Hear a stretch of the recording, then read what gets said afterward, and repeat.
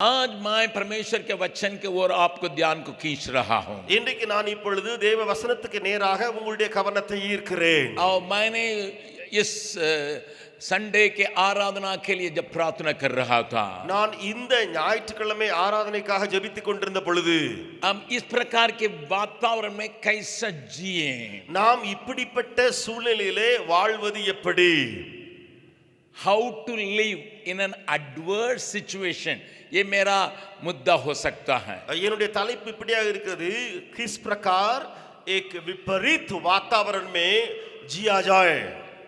चारों तरफ अपमान की बातें अगर होगी, நான்கு புறமும் அவமானத்தின் காரியங்கள், நிந்தைக்குரிய காரியங்கள் இருக்கும்போது, दबाव और क्लेश अगर बने रहेगा, அழுத்தங்களும் எதிர்ப்புகளும் நிரம்பி இருக்கிற வேளையிலே, और चारों तरफ परेशानी अगर होगी, நான்கு புறமும் பிரச்சனைகளும் காரியங்களும் பெருகி இருக்கிற வேளையிலே, इसी में से झेलने की तरीका क्या है? இதிலிருந்து எப்படியாக நாம் நீச்சலடித்து வெளிவருவதற்கு வழி உண்டாகும். मानसिक तौर से आप प्रभावित होते होंगे, மனதளவிலே நீங்கள் ஒருவேளை தாக்கத்துக்குள்ளாயிருக்கலாம். शारीरिक तौर से आपके ऊपर असर पड़ता होगा, சரீர பிரகாரமாக உங்கள் மேலே பல அழுத்தங்கள் உண்டாயிருக்கலாம்.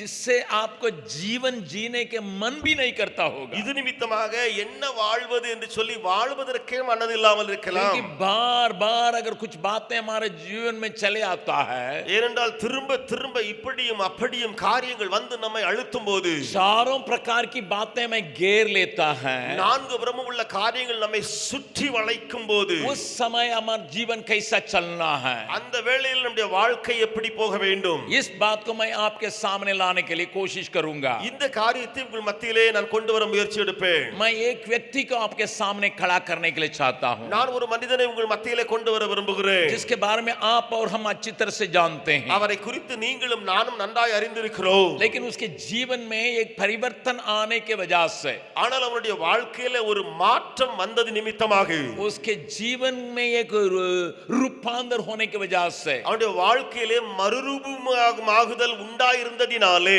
उसको कितना झेलना पड़ा उसको मैं दिखाने के लिए चाहता हूं. அவனுக்கு எவ்வளவாய் பிரச்சனைகளை பார்க்க அல்லது சகிக்க வேண்டி இருந்ததே என்று சொல்லி காண்பிக்கட்டும் நான். और यूहन्ना रचित सुसमाचार उसका 9वां अध्याय में उसके जीवन को देखते हैं. யோவான் எழுதின சுவிசேஷம் 9வது அதிகாரத்திலே அவனுடைய வாழ்க்கை குறித்து பார்க்க முடியும். मुझे मालूम नहीं क्यों यूहन्ना इसको इतना विस्तारण रूप में एक व्यक्ति जिस रास्ता से होके गुजरा उसको बतलाया करके मुझे मालूम नहीं है. எனக்கு தெரியாது ஏன் இப்படிப்பட்ட ஒரு மனிதன் அந்த வழியாய் போய் கொண்டிருக்கிறவனை இவ்வளவு விவரித்து இவ்வளவு விளக்கமாக யோவான் எழுதியிருக்கிறார் என்று எனக்கு தெரியவில்லை. एक पूरा अध्याय उसके लिए सौंपा, एक साधारण भीख मंगा की कहानी. இந்த मुழு அதிகாரமும் அந்த ஒரு மனிதனுக்காக அர்ப்பணிக்கப்பட்டிருக்கிறது. ஒரு பிறவி குருடனாகிய ஒரு பிச்சைக்காரன். और आपको मालूम है कि वो भीख मांग करता था. உங்களுக்கு தெரியும் அவன் பிச்சை கேட்டுக் கொண்டிருந்தான். जन्म का अंधा होने के चलते उसको कोई दूसरा रास्ता नहीं है. பிறவி குருடனாக இருந்ததனாலே அவனுக்கு வேற வழியே தெரியவில்லை. उसके माँ बाप उसके बारे में कहते हैं, அவருடைய பெற்றோரே அவனை குறித்து என்ன சொல்கிறார்கள்? 23वां पद में पढ़ते हैं, 9वां अध्याय का 23वां पद में, 9வது அதிகாரம் 23ஆம் வசனத்திலே நாம் வாசிக்கிறோம். ये तो उम्रदार है, இவன் வயதானவனே, ये सयाना है. இவன் வயது நிறைந்து உள்ளவனாயிருக்கிறானே. तो इसका मतलब सयाना होने समय तक एक ही काम उसको मालूम है, रास्ता में बैठ के भीख मांगा करना. அர்த்தம் என்ன? அவ்வளவு பெரியவனாய் வயதுள்ளவனாய் இருந்த பின்பும் அவனுக்கு ஒரே ஒரு வேலை தான் தெரியும், வழியில உட்கார்ந்து பிச்சை கேட்டுக்கொண்டே இருக்க வேண்டும். उसके माँ बाप हैं, அவனுக்கு பெற்றோர் இருக்கிறார்கள், लेकिन माँ बाप का सहारा नहीं है. ஆனால் பெற்றோர் அவனுக்கு உதவ முடியவில்லை. इसके जीवन को थोड़ा सा अपना मन में लाइएगा. இவனுடைய வாழ்க்கையை கொஞ்சம் கூட மனதிலே போட்டு பாருங்கள். माँ बाप से ही लोगों ने आके पूछा था जब ये चंगा हो गया था. தாய் தகப்பனிடத்திலேயே ஜனங்கள் வந்து கேட்டார்கள், இவன் அங்கே விடுதலையான பொழுது किस प्रकार के परिवार से वो आता है करके मैं आपको दिखाने के लिए चाहता हूँ. எப்படிப்பட்ட குடும்ப பின்னணியிலிருந்து வந்தவன் என்று சொல்லி உங்களுக்கு நான் காண்பிக்கட்டும். 22वां पद में उसी के बारे में लिखा है 22வது வசனத்திலே அதை குறித்து எழுதப்பட்டிருக்கிறது. और वहां उन लोगों से पूछताछ किया जाता है, क्या आपका बेटा ये है? அப்பொழுது அவனிடத்திலேயே கேட்டார்கள், பெற்றோரிடத்திலே உங்களுடைய குமாரன் இவன்தானா என்று கேட்கிறார்கள். क्या ये अंधा ही जन्म लिया है? இவன் குருடனாகவே பிறந்தவன் தானா? ध्यान से सुनिएगा, நன்றாக கவனியுங்கள். उनसे पता लगाया जाता है कि इसकी शुरुआत कैसी हुई. இதன் மூலமாக அவனிடத்திலே கேட்கப்பட்டு அறியப்படுகிறது அவனுடைய ஆரம்பம் எப்படி உண்டாயிற்று என்று சொல்லி. और इसलिए 21 पद से पढ़ें तबे समझ में आएगा. ஆகையால 21வது வசனத்திலிருந்து வாசிக்கும் பொழுது புரிய வரும். और वहां मैं पढ़ रहा आपके लिए, உங்களுக்காக நான் வாசிக்கிறேன். हम ये नहीं जानते हैं कि अब क्यों कर देखता है, और ना ये जानते हैं कि किसने उसकी आंखें खोली. वो सयाना है, उसी से पूछ लो, वो अपने विषय में आप कह देगा. இப்பொழுது இவன் பார்வையடைந்த வகை எங்களுக்கு தெரியாது, இவன் கண்களை திறந்தவன் இன்னான் என்பதும் எங்களுக்கு தெரியாது. இவன் வயதுள்ளவனாயிருக்கிறான், இவனை கேளுங்கள், இவனே சொல்லுவான் என்றார்கள். ये बातें उसके 22 पद में ये बातें उसके माता पिता ने इसलिए कही क्योंकि वे यहूदियों से डरते थे, क्योंकि यहूदी एका कर चुके थे कि यदि कोई कहें कि यीशु को वो मसीह कहें तो आराधनालय से निकाला जाए. அவனுடைய தாய் தகப்பன்மார் யூதர்களுக்கு பயந்ததினால் இப்படி சொன்னார்கள். ஏனெனில் இயேசுவை கிறிஸ்து என்று எவனாவது அறிக்கை பண்ணினால் அவனை ஜெப ஆலயத்துக்கு புறம்பாக்க வேண்டும் என்று யூதர்கள் அதற்கு முன்னமே கட்டுப்பாடு செய்திருந்தார்கள். ये डरपोक परिवार में से ये चले आता है. இவன் பயந்திருக்கிற ஒரு குடும்பத்திலிருந்து பயந்து கிடக்குறாங்கனே அந்த குடும்பத்திலிருந்து வந்தவன். इनको क्या दबाया गया है? இவனுக்கு என்ன ஒரு பயம் அழுத்திக் கொண்டிருந்தது? यीशु को अगर कोई मसीहा कह देगा उसको आराधनालय में भागीदार होना नहीं है. இயேசுவை கிறிஸ்து என்று சொல்லி எவன் அறிக்கை பண்ணுகிறானோ அவன் ஆராதனையிலே போய் கலந்து கொள்ள கூடாது. क्योंकि यहूदी समुदाय जो है आराधनालय को मध्य में रखते उसके साथ अपने को जोड़े हुए हैं. ஏனென்றால் அந்த யூத ஒரு சமுதாயம் இருக்கிறதே ஜெப ஆலயத்தை மையமாக வைத்து அதனோடு கூட இணைக்கப்பட்டிருந்த ஒரு சமுதாயம். पूरा समाज जो है उसी के आधार पर चलता है. அந்த ஜெப ஆலயத்தை பிடித்துக் கொண்டுதான் அந்த முழு யூத சமுதாயமே செய்து கொண்டிருந்தது. इसका मतलब यीशु के बारे में वहां चर्चा हो चुकी है. இதோட அர்த்தம் என்ன? இயேசுவை குறித்து அங்கே ஏற்கனவே பேசப்பட்டாயிற்று. और उन सारी बातों के बारे में इस अंधा को पता ही नहीं है. இந்த எல்லா கேள்விப்பட்ட விஷயங்கள் இயேசுவை குறித்து இருக்கிறதே இந்த குருடனுக்கு ஒண்ணுமே தெரியாது. सयाना है, வயதுள்ளவனான் தான். और वहां समाज में इसकी चर्चा जारी है, यीशु मसीह की चर्चा जारी है. அவன் இருக்கிற அந்த கிராமத்திலே அல்லது சமுதாயத்திலே இயேசுவை குறித்து எல்லா இடமும் பேசப்படுகிறது உண்மைதான். लेकिन इसको घर की बात तक मालूम नहीं. ஆனால் இவனுக்கு அந்த வீட்டு விஷயம் கூட இவனுக்கு தெரியாமல் இருக்கிறது. माँ बाप डर के मारे घर के अंदर इस बात को कहते भी नहीं थे. பெற்றோர்கள் பயந்ததினாலே பயத்து நிமித்தம் வீட்டுக்குள்ளேயும் இந்த விஷயத்தை குறித்து பேசவே இல்லை. चलो उस तस्वीर को आप अपने मन में रखिए. இந்த காட்சியை உங்க மனதிலே கொஞ்சம் கொண்டு வந்து பாருங்கள். जरूर रास्ता में जाके भीख मांगा करता था. இவன் வழியிலே போய் உட்கார்ந்து பிச்சை கேட்டுக் கொண்டிருக்கிறவன் தான். भीख मांग के घर में ही आके देता होगा. அவன் பிச்சையை பெற்றுக்கொண்ட பின்பு அந்த பைசாவை கொண்டு வீட்டுல தான் கொடுத்து வருவான். उसका अगर एक समय भी खाना मिले घर में ही मिलता होगा. அவனுக்கு ஒருவேளை சாப்பாடு கிடைக்கும் சொன்னா அவனுக்கு வீட்டுல தான் கிடைக்கணும். साधारण तौर से गाने खाने के समय ही कई बातें हमारे बीच में पारिवारिक बातें या आसपास की बातें या समाज की बातें खुलती है. உங்களுக்கு தெரிந்திருக்கிறபடி சாதாரணமாக நம்முடைய வீட்டுல 2-3 பேர் சாப்பிட அமரும் பொழுதுதான் சாதாரணமான விஷயம், ஊர்ல பேசப்படுற விஷயம், மற்ற காரியங்கள் எல்லாம் கலந்து பேசுவாங்க. विशेष तौर से यहूदी लोग उसी प्रकार अभी अरबी लोगों के बीच में भी यही पाया जाता है. वे कॉमन एक थाली को रख रख के उसमें खाते हैं।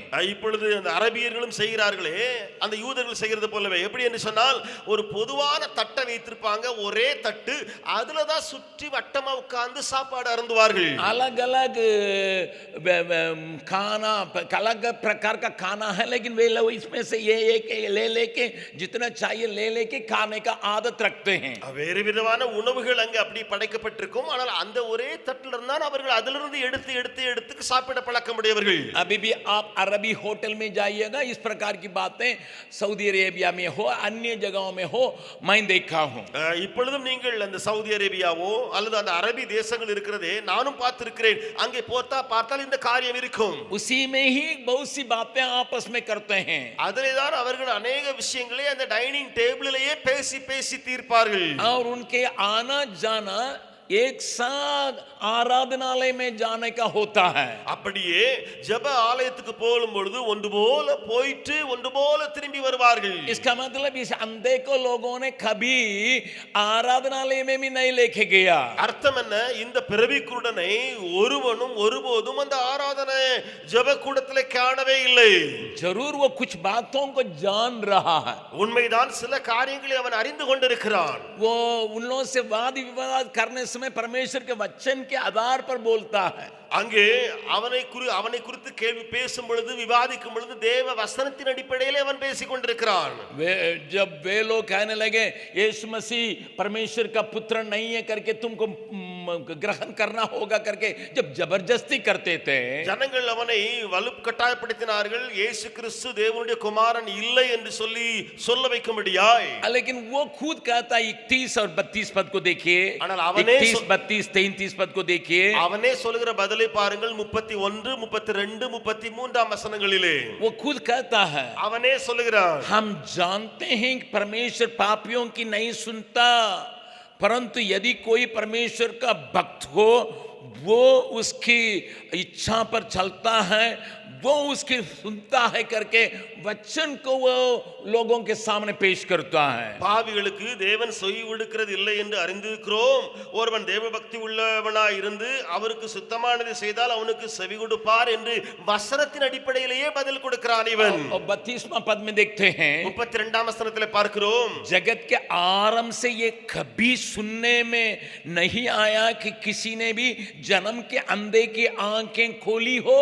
பிறவி குருடனுடைய கண்களை ஒருவர் திறந்தார் என்று சொல்லி உலகம் உண்டானது முதல் கேள்விப்பட்டதில்லையே என்று அவன் சொல்லுகிறான். प्रभु के नाम की स्तुति प्रशंसा होवे. கர்த்தருடைய நாமத்துக்கு மகிமை உண்டாவதாக. अर्थात அதாவது भोजन के समय में वचन की चर्चा होता था, लेकिन यीशु मसीह की चर्चा नहीं हुआ.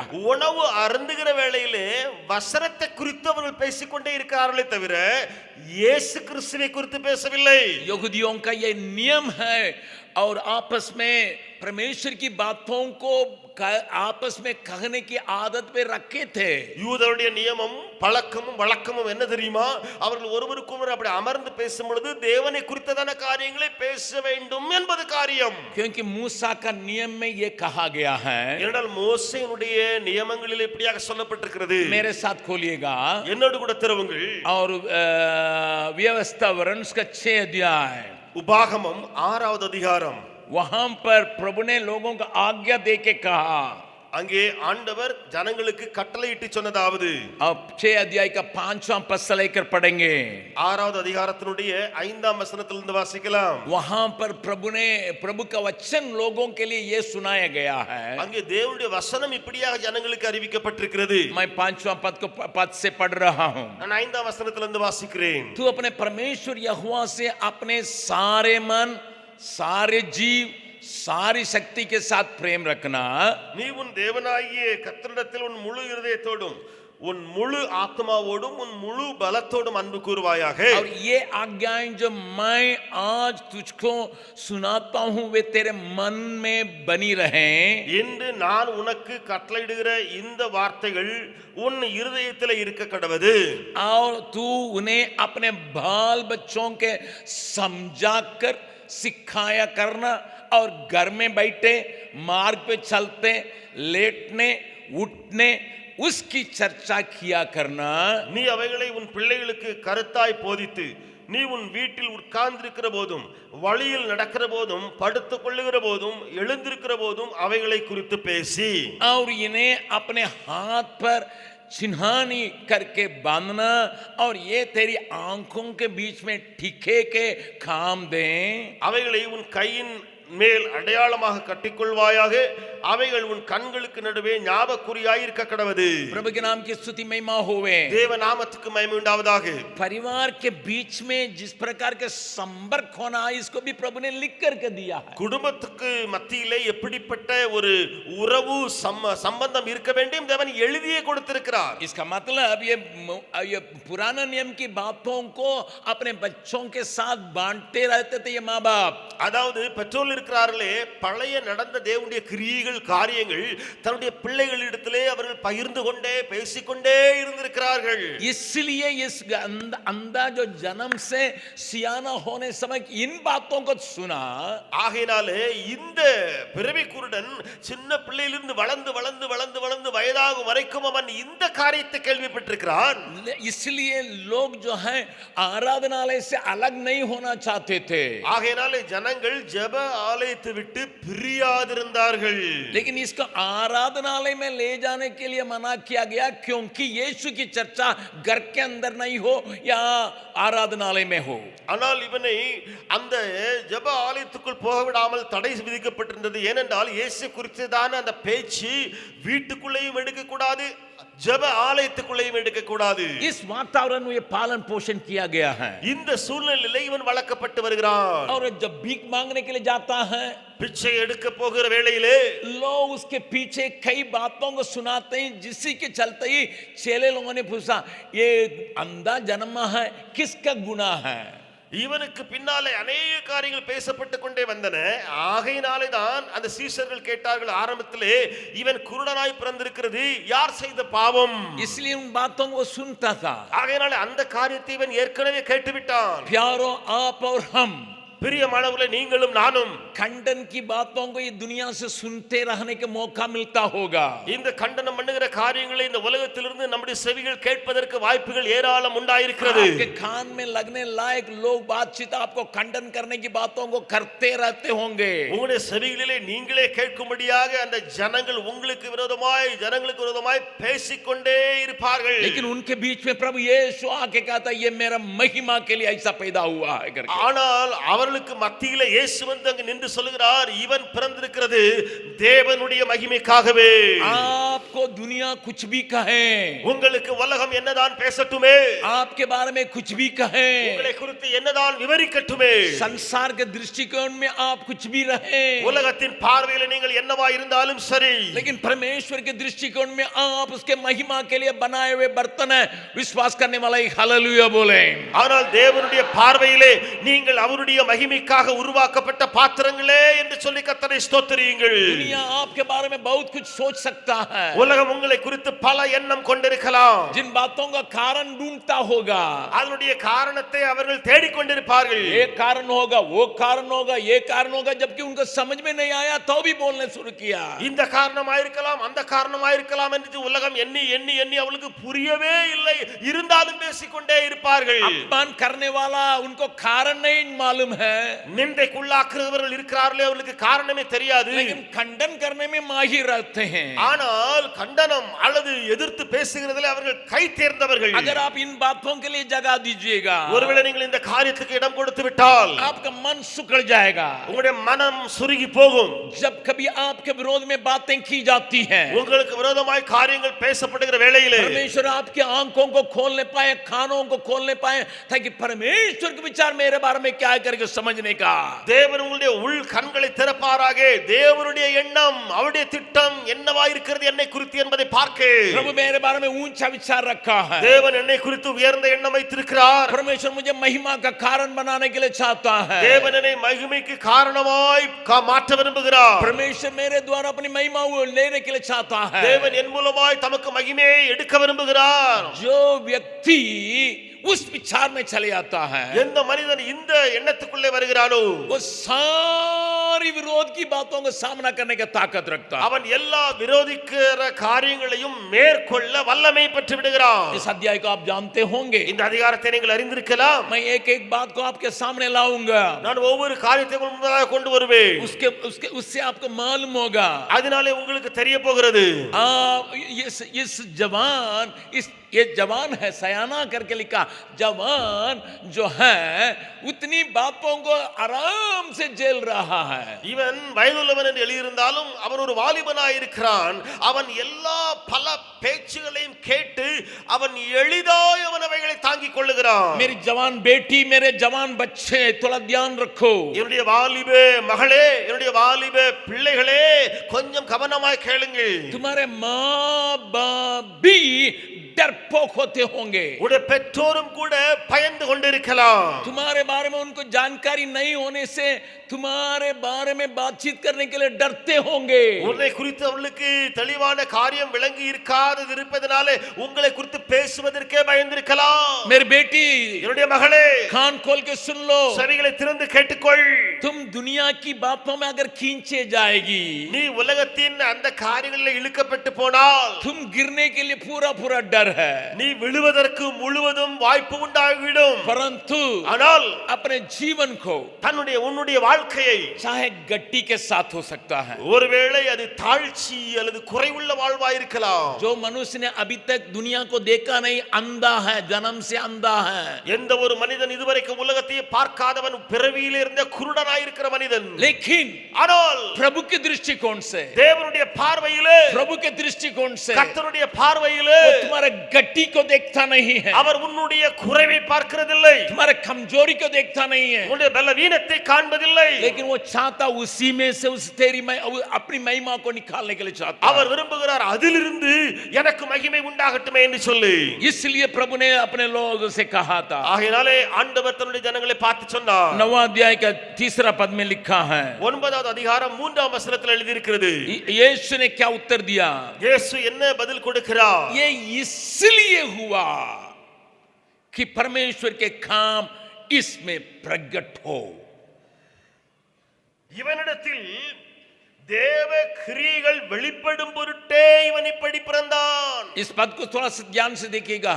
இந்த வசனத்தின் இந்த காரியத்தை கவனித்து பாருங்கள். मैं आज इस हालत में इसलिए हूं, நான் இன்றைக்கு இந்த நிலைமையிலே இப்படி இருக்கிறேனே ஏன் தெரியுமா? परमेश्वर के काम मुझ में प्रकट हो।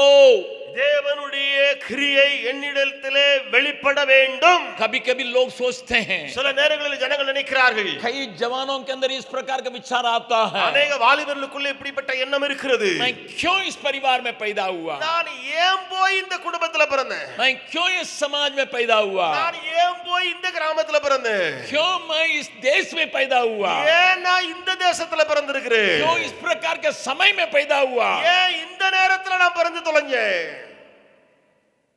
आप में कितने प्रकार के प्रश्न आए मैं नहीं जानता, உங்களுக்குள்ள இருக்கிற கேள்விக்குறிகளை நான் அறியவில்லை. लेकिन उस प्रश्न के चलते आप इधर उधर ताकने शुरू करते हैं। ஆனால் அந்த கேள்விகளின் நிமித்தமாக நீங்கள் இங்கேயும் இங்கேயும் துடித்து போய் பார்த்து கொண்டிருக்கிறீர்கள். थोड़ा सा कोई प्यार कर देगा तो उसके ऊपर झुकते हैं, யாராவது கொஞ்சம் பாசம் காண்பிச்சா அவனை நோக்கி போயிடுறீங்க. थोड़ा बहुत मदद कर देगा तो उसके ऊपर झुक जाते हैं, கொஞ்சம் யாராவது உங்களுக்கு உதவி करना அவங்க கிட்ட பின்னால போயிடுறீங்க. लेकिन मैं सुबह के समय हाथ जोड़ के जवानों से, विशेष तौर से जवान लड़कियों से मैं खाने के लिए चाहता हूं। ஆனால் இந்த காலை வேளையிலே கைகளை கூப்பி வாலிப தம்பி, வாலிப பிள்ளைகள், உங்களிடத்தில் நான் சொல்ல விரும்புகிறேன், मेरे द्वारा परमेश्वर अपने क्रिया को प्रकट करने के लिए मुझे इस संसार में रखा है। ஆமென். தேவன் என் மூலமாய் தன்னுடைய கிரியைகளை வெளிப்படுத்தும்படியாகவே இந்த உலகத்தில் என்னை வைத்திருக்கிறார். इसको तो मालूम नहीं था, இவனுக்கு அந்த விஷயம் தெரியாது. जब तक यीशु उसके जीवन में इंटरैक्ट करने के लिए आया तब तक मालूम नहीं था। இயேசு கிறிஸ்துவுடைய வாழ்க்கையில காரியங்களை கொண்டு வருவதற்கு முன்ன அவனுக்கு தெரியவே தெரியாது. घर के अंदर इसकी यीशु की चर्चा नहीं थी, வீட்டுக்குள்ளேயும் இயேசுவை குறித்து காரியங்கள் பேசப்படவில்லை. और इसको भी मालूम नहीं था यीशु आ रहा है, इसलिए दूसरा एक अंधा के समान ये चिल्लाने के लिए उसको जानता नहीं था। இவனுக்கும் தெரியாது இயேசு வருகிறார் என்று சொல்லி, ஆகையினாலே மற்ற ஒரு பிறவி குருடன் சத்தம் போடுறது போல இவனும் சத்தம் போட ஆரம்பித்தான். प्रभु के नाम की स्तुति महिमा होवे, தேவநாமத்துக்கு மகிமை உண்டாவதாக. यीशु ने उसको बुला के ही बोला था तुमको मैं ठीक कर रहा हूं। இயேசு கிறிஸ்து அவனை அழைத்து கூப்பிட்டு தான் அவனுக்கு சொன்னார், உன்னை நான் बाकी சுகமாக்குகிறேன். जगहों में अंधों से पूछता है மற்ற இடங்களிலே குருடர்களை பார்த்து இயேசு கேட்பார், तुम्हें क्या चाहिए, உனக்கு என்ன வேண்டும், मैं तुम्हें क्या करना है. நான் உனக்கு என்ன செய்ய வேண்டும். लेकिन यहाँ इस अंधे को उसने बुलाया ஆனால் இந்த குருடனை இயேசு கூப்பிட்டார். और उसको चंगा करने के लिए धोने के लिए एक सिलोम कुंड में धोने के लिए भेजा. அப்படியே அவன் அந்த சேற்றை கழுவும்படியா சீலோவாம் என்ற குளத்திலே அவர் அனுப்பினார். प्रभु के नाम की स्तुति महिमा होवे. தேவ நாமத்துக்கு மகிமை உண்டாவதாக. उसने ये भी पूछा नहीं आप कौन है भैया ऐसा करते हैं. அவன் அந்த குருடன் இதை கூட கேட்கல, நீர் யாரையா இப்படி எல்லாம் சொல்றீரே இப்படி எல்லாம் செய்றீரே. यीशु थूक के कीचड़ बना के उसका आंख में लगा रहा है. இயேசு கிறிஸ்து தரையிலே துப்பி உமிழ்நீரினால் சேர் உண்டாக்கி அந்த சேற்றை குருடைய கண்களிலே பூசுகிறார். उसने पूछा नहीं आप कौन है क्यों ऐसा ऐसा करते हैं. இவன் கேட்கவே இல்லை, நீர் யாரையா, நீர் இப்படி எல்லாம் செய்றீரே, நீர் யாரு. क्योंकि यीशु के बारे में उसका जानकारी शून्य था. ஏனென்றால் இயேசுவை குறித்து உடைய அறிவு பூஜ்ஜியமாயிருந்தது.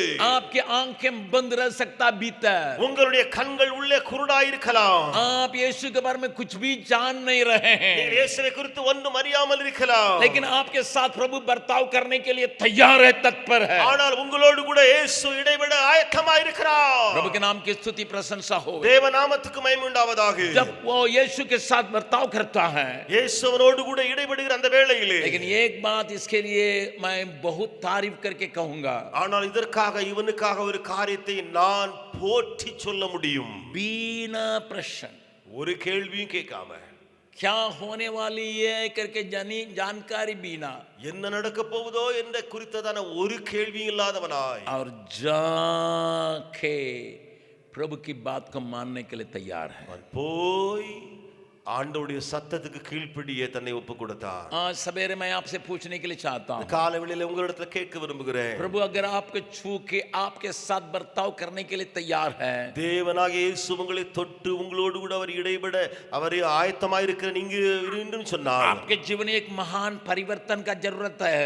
உங்களுடைய வாழ்க்கையில் ஒரு பெரிய மாற்றம் வேண்டும் என்று ஏங்குகிறீர்களா? जो वो कहता उसको पूरा कीजिएगा. இதை மாத்திரம் செய்யுங்கள், அவர் சொல்லுவதை முழுவதும் நிறைவேற்றி हालेलुया. ஹalleluya. जब काना के शादी में दाखरस की गट्टी हो गई, அங்கு கல்யாண வீட்டில திராட்சரசம் குறைவுபட்டு இருக்கிறது. क्या हुआ? நடந்தது என்ன? यीशु ने कहा पानी ला के भराओ. இயேசு சொன்னார் தண்ணீரால் நிரப்புங்கள். बाइबल बतलाती है उनको मालूम नहीं क्या होने वाली है. வேதம் சொல்லுது அவர்களுக்கு தெரியாது என்ன நடக்க போகிறதுன்னு अरे சொல்லி. दाखरस की कमी है ये पानी भराने के लिए कह रहे हैं. திராட்சரசல்லப்பா குறைவுபட்டு இருக்குது, இவர் சொல்றது தண்ணீரை குறித்து பேசிக் கொண்டிருக்கிறார். लेकिन लोगों ने ऐसे ही माना क्योंकि मरियम उनको सिखाए जो कुछ वो कहेगा उसका माना बस. ஆனால் அந்த வேலையாட்கள் அந்த ஜனங்கள் எல்லாம் அப்படியே கேட்டு செய்தார்கள். ஏனென்றால் மரியாள் கற்றுக் கொண்டிருந்தால் சொன்னிருந்தால் அவர் என்ன சொல்லுகிறாரோ அதன்படி செய்யுங்கள். बगल वाला का हाथ पकड़ के पूछिए, பக்கத்துல கரங்களை बोलिए. பிடித்து சொல்லுங்கள். अगर अद्भुत काम चाहते हैं அற்புதங்கள் உங்களுக்கு வேண்டுமா, या परिवर्तन को चाहते हैं, அல்லது மாற்றங்கள் உங்களுக்கு வேண்டுமா, या रूपांतर को चाहते हैं, அல்லது மறுரூபமாகுதல் வேண்டுமா, आपके काम काज में परिवर्तन चाहते हैं, ஒரு வேலை தொழில்ல எல்லாம் பெரிய மாற்றம் வேண்டுமா, जो कहेगा उसका करो. அவர் சொல்வதை செய்துவிடு. हालेलुया. ஹalleluya. सिंपल. இது சாதாரணமானது. लेकिन इसके पीछे ही इसके बाद ही कई बातों को उलझना पड़ता है. ஆனால் அதற்கு பின்புதான் வருகிற பிரச்சனைகள் ஒன்றொன்றாய் பெருகிக் கொண்டிருக்கிறது. इस अध्याय को आज खाना खाने के पहले एक और बार पढ़ लीजिएगा धीरे நீங்கள் से. இன்றைக்கு மதிய உணவு அருந்தும் முன்பதாக இந்த அதிகாரத்தை ஒருமுறை முழுவதும் வாசித்து விடுங்கள். मैं तो समझता हूं ये तो जब भीख मंगाता कोई परेशानी नहीं थी. நான் நினைக்கிறேன் இவன் பிச்சைக்காரனா இருந்த காலகட்டத்துல ஒரு பிரச்சனையும் அவனுக்கு இருந்தது இல்ல. और जरूर लोग खंडन करते थे, ஜனங்கள் உண்மையிலேயே நிந்தைக்குள்ளாக்கினார்கள். क्यों ऐसा है, ஏன் இப்படி பிறந்து கிடக்கா, इसका पुरानी बातें होंगी, ஓ பழையவைகள் இப்படி இருந்திருக்கும் போல. वो परेशानी को उसके बीच में नहीं लाया. அந்த பிரச்சனைகள் எல்லாம் இங்க கிடையாது. वो अपना काम को लगातार करते रहा. அவன் தன்னுடைய பிச்சை கேட்கிற தொழிலை அவன் செய்து கொண்டே இருந்தான். लोग कुछ भी कहेंगे मैं अपना काम में रहूंगा. ஜனங்கள் என்ன சொன்னா என்ன, என் தொழிலை செய்து கொண்டே இருப்பேன். लेकिन जब बातें परिवर्तित हुआ, ஆனால் காரியங்கள் மாற்றப்பட்டு எல்லாம் தெளிவு உண்டான உடனே पूरा समाज के अंदर हलचल मचाया जा रहा. முழு சமுதாயத்துக்குள்ளும் ஒரு பெரிய புரளி உண்டாயிற்று. उसके दोस्त लोग क्या कहते हैं, அவனுடைய நண்பர்கள் என்ன சொல்லுகிறார்கள், यही है, ஏய் நீதானா, तुम ही भीख मांगा करता था நீ ना? தானா பிச்சை எடுத்த ஆளு? अरे जानता है लेकिन पूछता है। அவனுக்கு நல்லா தெரியுது, ஆனாலும் போய் கேக்குறான். उसको कहना पड़ता है, हाँ भैया हम ही हैं, हम ही हैं। அவனுக்கு சொல்ல வேண்டியதாயிட்டு பாருங்க, அண்ணே ஐயா நான் தான் ஐயா, நான் தான் அந்த ஆளு. कभी कभी दोस्त लोग भी आपका भरोसा, आप पर भरोसा नहीं रखेंगे। சில நேரங்களில் நண்பர்கள் கூட உங்கள் மேல நம்பிக்கையை வைக்க जो மாட்டாங்க. आपसे पहले देखते हैं तो वो भी आपसे भरोसा नहीं रखेंगे। உங்களோட நல்ல தொடர்பு கொண்டவங்க, முன்னால பேசி பழகினவங்க, அவங்களே உங்களை நம்ப மாட்டாங்க. क्योंकि पढ़िएगा 9वां पद को, ஏனென்றால் 9வது வசனத்தை வாசித்து பாருங்கள். 8 और 9, 8 और 9, 8 9 वचनங்கள். और 9 दिया गया। पड़ोसी, शब्दों को देखिए, पड़ोसी जिन्होंने पहले उसे भीख मांगते देखा था, कहने लगा क्या ये वही नहीं जो बैठा भीख मांगा करता था? अरे बाबा, पड़ोसी का पता नहीं है तुम्हारे बारे में ठीक से।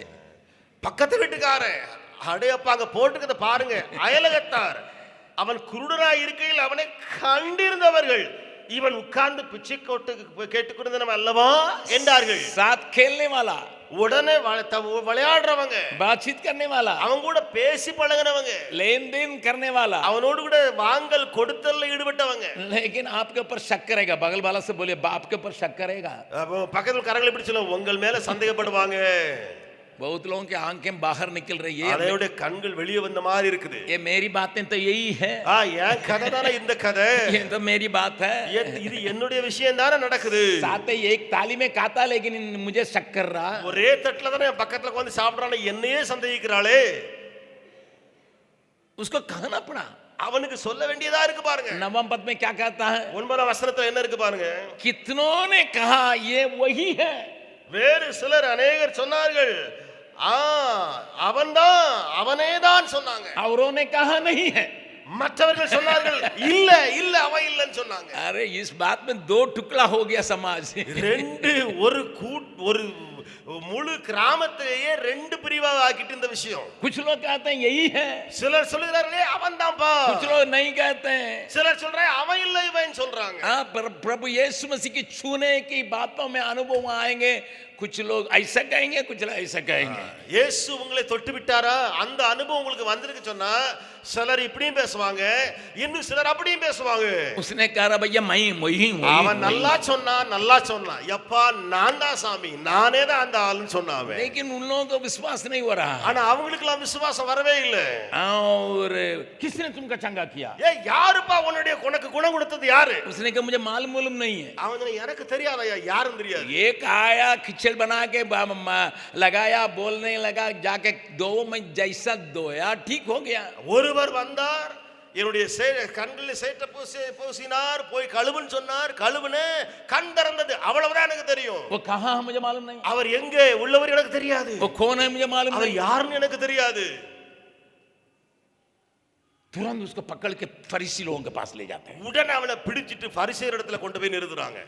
वो सोचता होगा रास्ता में, அவன் வழியில போயிட்டு இருக்கும்போது யோசிச்சிருப்பான், जब मैं भीख मांगा करता था कोई चिंता नहीं किया, நான் பிச்சை கேட்டுட்டு இருக்கும்போது என்ன கண்டுகிடுறதுக்கே ஆள் கிடையாது, मैं जीवन के लिए इतना संघर्ष कर रहा था कोई देखा नहीं, வாழ்க்கையினுடைய போராட்டம் போராடி கொண்டிருந்த என்னை காண்பதற்கு யாரும் இல்லை, मेरे परेशानी को लोग समझा नहीं, என்னுடைய பிரச்சனைகளை அறியாதவர்களாக இருந்தார்களே, मेरी भीतरीय ताड़ना, मेरे भीतरीय संघर्ष को वे लोग पूछा नहीं, என்ற உள்ளே இருக்கிற போராட்டத்தை கேட்பாரே இல்லை. लेकिन अभी मैं ठीक हो गया तो ये लोगों का क्या हो रहा है? ஆனா நான் இப்ப சரியாயிட்டேன், இப்போ என்ன ஆச்சு இந்த ஜனத்துக்கு?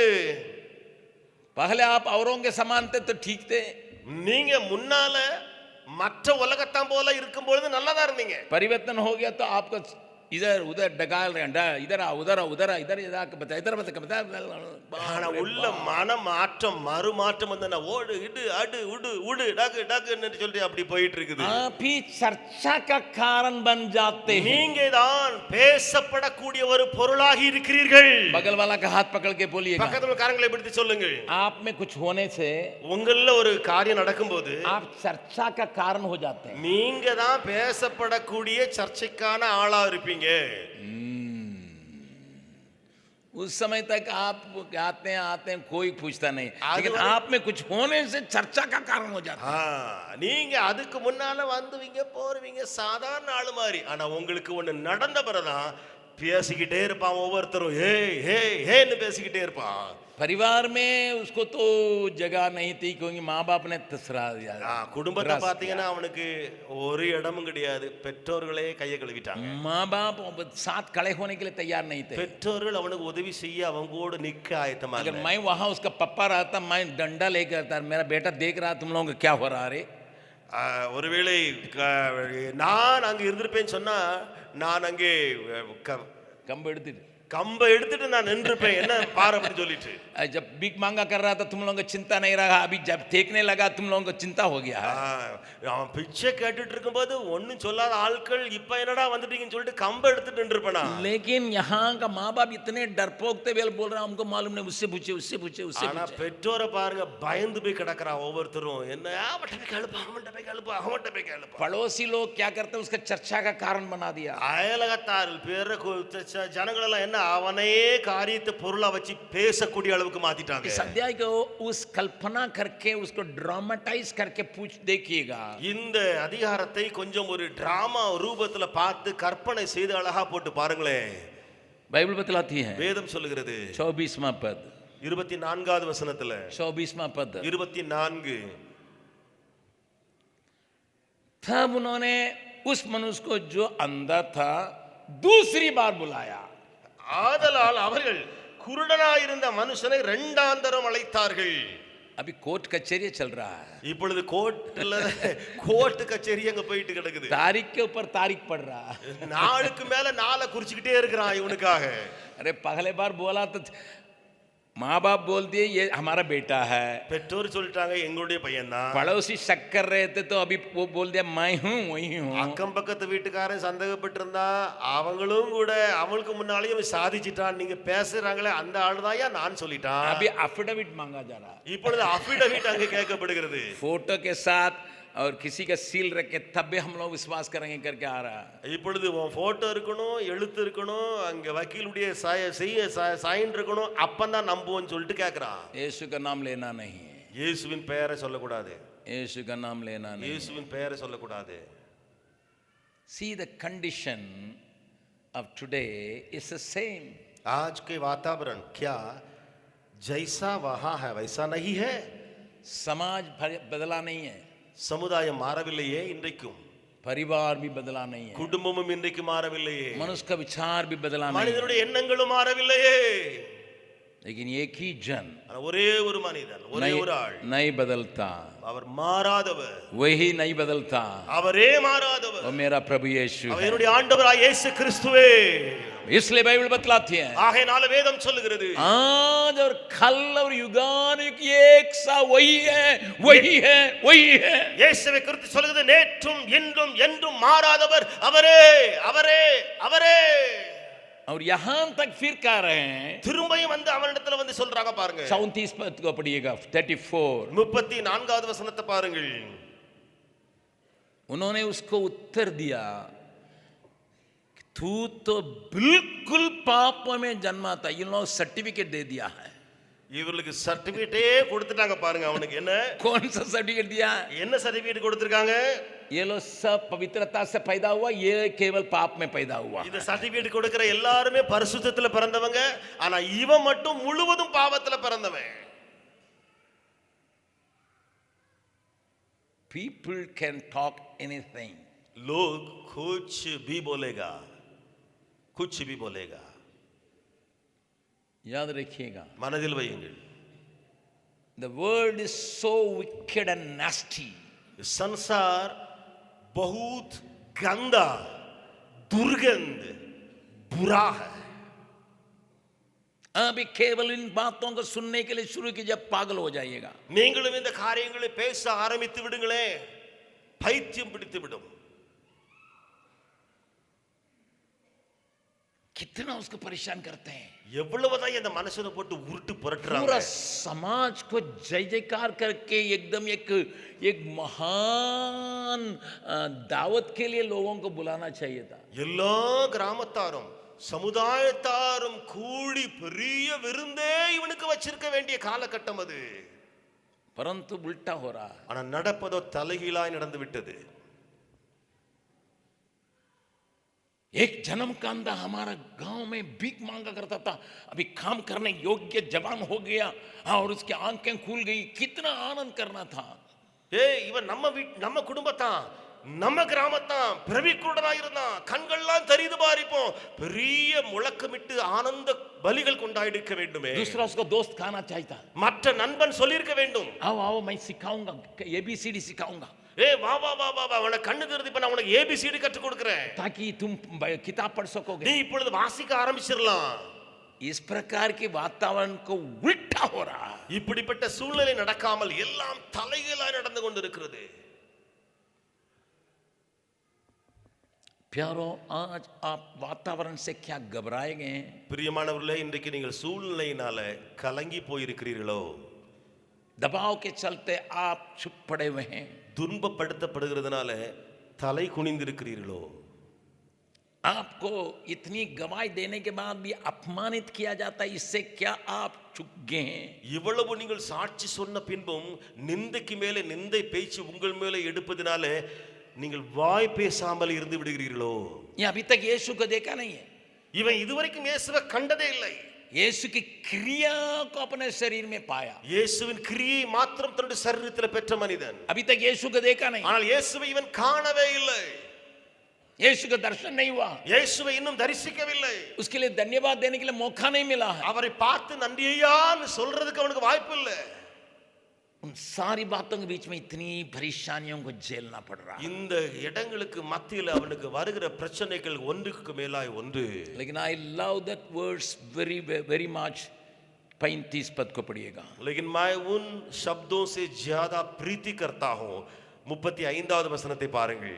यीशु ने सुना. இயேசு கேள்விப்பட்டார். बगल वाला का हाथ पकड़ के एक और बार पूछेगा. பக்கத்துல கரங்களை பிடித்து இன்னொரு முறை கேளுங்கள். बतलाइए. சொல்லுங்க. कोई सुनता नहीं सुनता, यीशु सुनता. யார் கேட்டான்னா கேட்காட்டான்னா இயேசு கேள்விப்பட்டு விட்டார். इसने प्रार्थना नहीं की. ஆகையால இவன் ஜெபிக்கவும் செய்யல. ये प्रार्थना नहीं किया. இவன் விண்ணப்பம் ஒண்ணும் செய்யல. यीशु आपने चंगा किया, ये लोग हमको परेशान कर. ना ना ना ना. இயேசுவே என்னை சுகப்படுத்தி விட்டீர், இவங்க எல்லாம் கஷ்டப்படுத்துறாங்களே. அவன் ஜெபிக்கல. मेरे घर वालों का हालत देखिए. என்னுடைய பெற்றோருடைய நிலைமையை பாருங்க ஐயா. मेरे मोहल्ला का हालत देखिए. இயேசுவே எங்க கிராமத்து ஆட்களை பாருங்க. उन सारी बातों को बताया मैंने. அவன் சொல்லவே இல்லை, ஜெபிக்கவே இல்லை. But my Jesus, मेरा यीशु जो आपकी सारी बातों के भीतर और बाहर बातों को अच्छी तरह से समझता है, जानता है, जब सुना, இயேசு जो आपके உங்களுடைய உள்ளான காரியங்களையும் வெளியான காரியங்களையும் நன்றாய் அறிந்திருக்கிறவர்கள் கேள்விப்பட்ட உடனே, और ये भी उनको सुनाए बयान पढ़ा. இன்னும் இயேசு கேள்விப்பட்ட காரியமும் உண்டு. लोगों ने अपने प्रार्थना भवन से, अपना समाज से इनको अलग कर दिया. ஜனங்கள் அவனை அந்த ஜெப ஆலயத்துக்கு புறம்பே தள்ளிவிட்டார்கள் என்று இயேசு கேள்விப்பட்டார். खोज के जा रहा. அவனை தேடி இயேசு போகிறார். खोज के जा रहा. தேடி கொண்டு போகிறார். What a wonderful gentle Jesus we have. मेरा कितना सुंदर और जेंटल परमेश्वर यीशु है. जब ने सुना इसको समाज से तिरस्कार किया गया है, यीशु इसके ढूंढ में जा रहा है, जबकि उल्टा उसको ढूंढना था, लेकिन नहीं मौका होने से ये खुद जा रहा है. இவனை புறம்பே தள்ளிவிட்டார்கள், இவனை ஒதுக்கி வைத்து விட்டார்கள் என்று சொல்லி அவன்தான் என்னை தொட்டவர் யாருன்னு சொல்லி இயேசுவை தேடி வந்திருக்க வேண்டும். ஆனால் இயேசுவே அவனை தேடி கொண்டு போனார். अपने प्रकाश को ज्यादा दे रहा है. தன்னுடைய வெளிப்பாட்டை அல்லது தன்னை குறித்த தன் அறிவை இன்னும் அவனுக்கு கொடுக்க விரும்புகிறார். उसका विश्वास को मजबूत करने के लिए चाहता है. அவனுக்குள் தழைத்து விட்டிருக்கிற வந்திருக்கிற விசுவாசத்தை இன்னும் வலுவடைய செய்ய போகிறார் இயேசு. अपने बारे में प्रकाश ज्यादा देने की वजह से, தன்னை குறித்து இன்னும் அதிகமான ஒரு வெளிச்சத்தை இயேசு கொடுக்கிறதுனாலே वो क्या कहता है? அவன் சொல்லுகிறான். என்ன பாருங்கள். 38 पद को पढ़िएगा. 38வது வசனத்திலே என்ன சொல்லுகிறான்? तब यीशु उसने कहा, हे प्रभु, मैं विश्वास करता हूं तू ही मसीहा है, और उसे दंडवत किया. உடனே அவன் ஆண்டவரே விசுவாசிக்கிறேன் என்று சொல்லி அவரை பணிந்து கொண்டான். Nobody asked him to worship him. किसी ने उससे कहा नहीं कि दंडवत कर लो. इनका आराधना करने के लिए नहीं कहा है, இவனுக்கு நீ போய் அவரை வணங்கு ஆராதின்னு சொல்லி யாரும் கற்றுக் கொடுக்கல. लेकिन अभी इतनी बातों के बीच में समाज मना करता था, சமுதாயம் அவனை தடுத்திருந்தது, परिवार त्रस्काया था, குடும்பத்தார் அவனை கைவிட்டிருந்தார்கள், और फरीसी लोग उसको सता रहे थे, பரிசேயர்கள் இவனை துன்பப்படுத்திக் கொண்டிருந்தார்கள். और यहाँ तक आराधनालय से अलग भी कर दिया है. இதுவரைக்கும் வந்து செய்தது ஜனம் இவனை ஜெப ஆலயத்துக்கு புறம்பேயும் தள்ளிவிட்டிருந்தது. But nothing moved him because उसने ये हमेशा कहते रहा, जिसने मुझे भेजा था, जिसने मुझे भेजा था, जिसने मुझे भेजा था, उसकी बातों का माना, मेरी आंखों में रोशनी आई. அவன் இதுல எந்த காரியத்திலும் அசைக்கப்படவே இல்லை, யார் பேச்சிலையும் அசைக்கப்படவே இல்லை. காரணம், யார் என்னை அனுப்பினாரோ, யார் என்னை அனுப்பினாரோ, யார் என்னை அனுப்பினாரோ அந்த காரியத்திலே நம்பி அவன் பார்வை பெற்றான். मैंने उसकी आवाज को सुना, நான் அவருடைய சத்தத்தை கேட்டேன், मैं आज्ञाकारी रहा, நான் அதுக்கு கீழ்ப்படிந்தேன். ये काफी है. இது போதும் எனக்கு. आज सवेरे शायद आप अपना बुल्हाट के बारे में शक करते होंगे, இந்த காலை வேளையில நீங்களுடைய அழைப்பை குறித்து சந்தேகப்பட்டு வந்திருக்கலாம். आप अपने बुल्हाट के बारे में शक करते होंगे, உடைய அழைப்பை குறித்து சந்தேகப்பட்டு கொண்டு அமர்ந்திருக்கலாம். लेकिन प्रभु आपसे कहने के लिए चाहता है, ஆண்டவர் உங்களோடு கூட சொல்ல விரும்புகிறார். अगर आप कहेंगे मैंने सुना था, उसने मुझे बुलाया, मुझे भेजा, मुझे उसने भेजा, मैं ठीक हुआ हूं करके आप हृदय से एक पूरी तौर से अंगीकार करके पढ़िएगा, आप अपने आप दंडवत करने के स्वभाव में चले आएंगे. ஆனால் உங்களுக்குள்ள இந்த ஒரு காரியம் அடிக்கடி தோன்றும் பொழுது, அவர் என்னை அனுப்பினார், நான் கீழ்ப்படிந்தேன், போனேன், சுகமடைந்தேன், அந்த காரியங்கள் உள்ளே வரும் பொழுது நீங்கள் நீங்களாகவே போய் அவரை ஆராதிக்கக்கூடிய இடத்துக்கு போவீர்கள். समाज का नियम कानून को वो तोड़ रहा है, लेकिन उसको कोई परवाह नहीं. சமுதாயத்தினுடைய எல்லா நியமங்கள் காரியங்கள் எல்லாம் உடைக்கப்படுகின்றன, நொறுக்கப்படுகின்றன, இவனோ அசையாமல் என்றான். बंधन को वो बंधन में हो रहा, लेकिन उसको वो तोड़ के यीशु को दंडवत कर. சமுதாயத்தின் கட்டுகள் அவனை கட்டுகிறது, அவனை நெருக்குகிறது, ஆனால் அவனோ முறித்தெழுந்து கொண்டு இயேசுவை நோக்கி போனான். इस सुबह के समय இந்த காலை வேளையிலே आप हिम्मत बांधिए, நீங்கள் தைரியமாயிருங்கள், आप हिम्मत बांधिए. தைரியமாயிருங்கள். आपके परेशानी को देखने वाला दूर से देख रहा है, உங்களுடைய பிரச்சனைகளை காண்கிறவர் தூரத்திலிருந்து காண்கிறார். और जब उसको उसके बारे में सुना है, அதை குறித்து உங்களை குறித்து அவர் கேள்விப்படும் वो போது खुद आपके पास आके आपको उठाने के लिए तैयार है. அவரே உங்களிடம் வந்து உங்களை தூக்கி விடுவதற்கு ஆயத்தம். अपमानित जगह से आपको हटा के நிந்தைக்குள்ள இடத்திலிருந்து உங்களை நீக்கி आगे प्रभु क्या कहता मालूम है? தொடர்ந்து இயேசு என்ன சொல்கிறார் பாருங்கள். அங்கே तुम लोग अंधे हो इसलिए तुम पाप में फंसे हो करके जिस दोष को इसके ऊपर लोगों ने लगाया, उसको लोगों के ऊपर जिन्होंने उनके ऊपर बहुत सी परेशानियां दी, उनके ऊपर यीशु डालते हुए देखते हैं. आप 41 पद को देखिए, तब मालूम होगा. 41வது வசனத்திலே இவன் மேலதான் பாவி பாவி பாவின்னு ஜனங்கள் சொல்லிக் கொண்டிருந்தார்கள். ஆனால் இயேசுவுடைய பதிலை பாருங்கள், நேருக்கு தலைகீழாய் வருகிறது. நீங்கள் காண்கிறேன் என்று சொல்லுகிறீர்களே, நீங்கள் தான் பாவிகள் என்று சொல்லி இயேசு முடிக்கிறார். அங்கே 34 पद में लोगों ने कहा तुम पाप में जाने में हो. 34ஆம் வசனத்திலே ஜனங்கள் சொன்னார்கள், நீ பாவத்தில் பிறந்த நீ. लेकिन प्रभु खुद उन लोगों को जो उन्होंने इसके ऊपर कुछ कहा है, 41 पद में है, तुम ही पाप में रहते हो, बना रहते हो. ஆனால் 41வது வசனத்துல எந்த ஜனம் அவனை பாவி பாவி என்று சொல்லி முத்திரை அடித்துக் கொண்டிருந்ததோ அவர்களை பார்த்து, காண்கிறோம் என்று சொல்லுகிற நீங்களே பாவத்தில் நிலை நிற்கிறீர்கள் என்று சொல்கிறார். तुम्हारा पाप बना रहता करके प्रभु कहता. உங்கள் பாவம் நிலை நிற்கிறது. When Jesus intervenes in a situation, जब यीशु की परिस्थिति में वो अपने आ जाता है, आपके समस्याओं के बीच में जब यीशु चले आता है, உங்களுடைய பிரச்சனைகளுக்கு மத்தியில இயேசு வருகிற வேளையில बातें बिल्कुल उलट जाता है. காரியங்கள் முழுவதும் தலைகீழாய் மாறுகிறது. बिल्कुल முழுவதும் தலைகீழாய், बिल्कुल முழுவதும் தலைகீழாய். एक तरफ होके पूरा समाज तुम पाप में जन्मे होकर के वाला, अब यीशु जब आता है, ये धर्मी ठहराया गया, वे सब पाप में बने रह गए. ஒருபுறம் அந்த சமுதாயம் சொல்லிக் கொண்டிருந்தது பாவி பாவி என்று சொல்லி, ஆனால் இயேசு அங்கே நுழைந்தவுடனே இவன் நீதிமானாக்கப்பட்டு விடுகிறான், அவர்களோ பாவிகளாய் எண்ணப்பட்டு விடுகிறார்கள். तो आपका मांग क्या होना चाहिए? அப்படி என்றால் நீங்கள் எதை கேட்க வேண்டும்? आपकी प्रार्थना क्या होना चाहिए? உங்களுடைய ஜெபம் எப்படி இருக்க வேண்டும்? Lord intervene in this situation. हे प्रभु, इस परिस्थिति में आप आके काम करें. यू इंटर, आप इसमें प्रवेश कीजिए. ஆண்டவரே, நீர் வந்து இதிலே நுழைந்து விடும். ये समस्या का मैं समाधान नहीं दे पाता हूँ. இந்த பிரச்சனைக்கு எனக்கு முடிவே தெரியலையப்பா. वो कहता होगा मैं इन लोगों को समाधान नहीं दे पाता हूँ. அவன் ஒருவேளை சொல்லி இருக்கலாம், ஆண்டவரே இவங்களை என்னால சமாளிக்க முடியல, என்ன செய்யறதுன்னு தெரியல, मैं इनको साथ नहीं दे पाता हूँ. இவனால ஒண்ணுமே செய்ய முடியல ஆண்டவரே. इन लोगों को मैं पूरी तरह से दिखा नहीं पाता हूँ, प्रूफ नहीं दे पाता हूँ. இவர்களுக்கு முழுவதும் நான் தான் முழுவதும் இவனுக்கு நான் அறிக்கை பண்ண முடியவில்லை. आप बीच में चले आइए. ஆண்டவரே, நீரே இடையில் வந்து விடும். जब आप बीच में चले आते हैं, நீர் இடையிலே வருகிற வேளையிலே बिल्कुल बातें उलट हो जाती है. அந்த காரியங்கள் முழுவதுமாய் தலைகீழாய் மாறி போகுமே.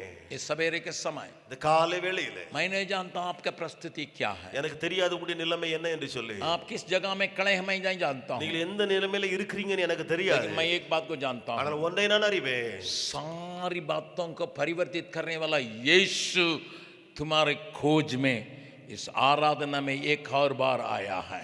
எல்லா காரியங்களையும் மாற்றி போடுகிற இயேசு கிறிஸ்து இந்த ஆராதனையின் வேளையிலே இன்னொரு முறையாய் வந்திருக்கிறார். सारी बातों को 180 डिग्री बदलने वाला यीशु आया है. எல்லா காரியங்களையும் 180 டிகிரி மாற்றக்கூடிய இயேசு வந்திருக்கிறார். मैं ज्यादा वचन देने के लिए नहीं चाहता हूँ, நான் अनेक வசனங்களை சொல்லிவிட அங்கு வரவில்லை, परंतु मैं प्रार्थना करने के लिए चाहता हूँ. ஆனால் நான் இப்பொழுது ஜெபிக்க விரும்புகிறேன். सब कोई अपने आंखों को बंद करें, எல்லாரும் நம்முடைய கண்களை மூடுவோமாக. सब कोई अपने आंखों को बंद करें. எல்லாரும் நம்முடைய கண்களை மூடுவோமாக. इतने वचन के अंदर एक वचन आपको छूया होगा.